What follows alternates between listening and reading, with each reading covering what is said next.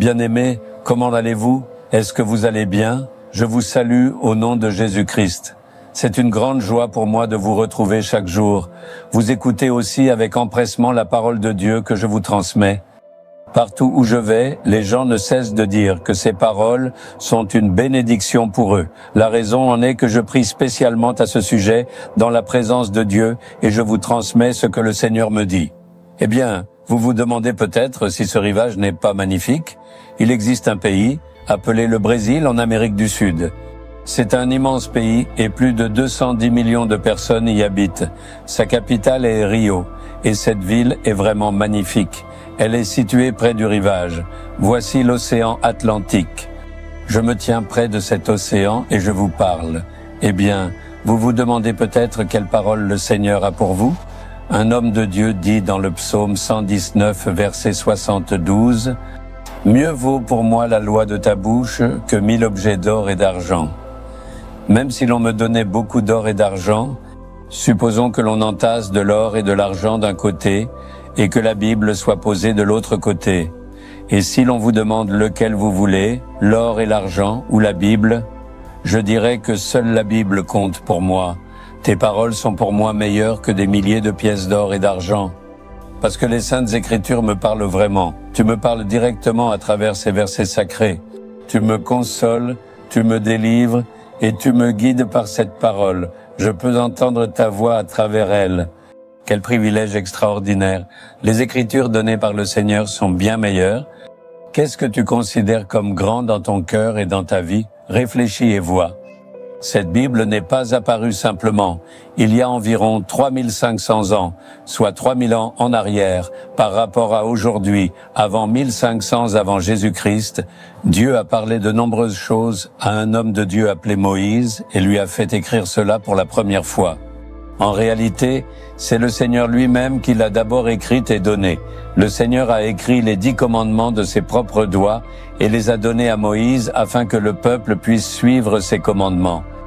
Ensuite, le Seigneur s'est assis avec lui, a parlé de beaucoup de choses et lui a fait tout écrire sur des parchemins comme on le faisait à cette époque. Cela devint la première parole écrite de Dieu. Puisque c'était nécessaire pour l'humanité, Dieu qui a créé le ciel et la terre a fait écrire sa parole par Moïse. Après cela, il a fait écrire sa parole sainte par d'autres personnes, comme des prophètes inspirés, des rois puissants, des disciples fidèles et des apôtres dévoués. Et l'a donnée comme une Bible complète entre nos mains. C'est ce qu'on appelle la parole de Dieu. Elle contient la parole de Dieu ainsi que la parole des hommes et de Satan. Il a tout écrit entièrement et nous l'a remise. Nous devons nous concentrer davantage sur ce que le Seigneur dit. Si vous me demandez pourquoi alors les paroles des hommes sont écrites, c'est parce que la vérité sur les événements qui se sont produits dans le monde est écrite dans la Bible. Dieu n'a pas négligé les paroles des hommes et du diable pour ne donner que sa parole. Tout cela s'est produit dans ce monde. Il en sera de même aujourd'hui.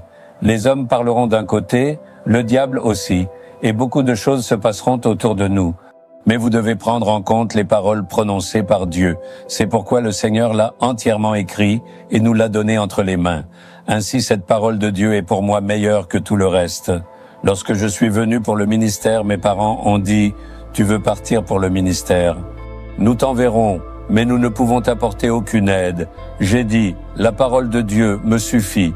J'irai servir uniquement avec la Bible. Je n'attends ni bien ni argent de votre part. » Je suis entré dans le ministère avec une seule Bible à la main. Même aujourd'hui, cette Bible est une chose précieuse pour moi.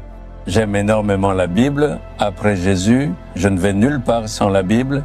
Je ne veux pas être sans la Bible. J'emporte la Bible partout où je vais. Je la lis chaque matin.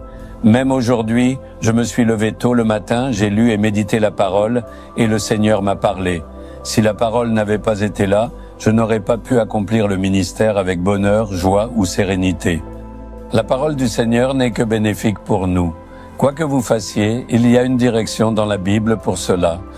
Que vous soyez chef de famille, parent ou enfant, la Sainte Bible vous dit clairement comment vivre votre vie. Si vous êtes homme d'affaires, elle vous indique comment gérer vos affaires. Si vous êtes politicien, elle vous conseille sur la manière d'être un bon politicien. Si vous travaillez dans un bureau gouvernemental, elle vous guide sur la façon d'agir. Si vous êtes médecin ou infirmier, ce livre contient des conseils pour chacun. C'est une parole de Dieu tellement merveilleuse, vous pouvez vous en réjouir si vous l'adoptez dans votre vie. C'est pourquoi vous devez lire, méditer la parole et prier. L'avez-vous lu aujourd'hui? Frères, ne récitez-vous pas un verset chaque jour? Ce n'est pas suffisant. Tout cela sert à vous encourager et à vous réconforter. Vous devez vous retirer dans la solitude, vous agenouiller, lire la Bible et attendre que le Seigneur vous parle. Vous devez recevoir la parole du Seigneur chaque jour. C'est seulement ainsi que vous pourrez grandir et être fortifié dans la vie chrétienne.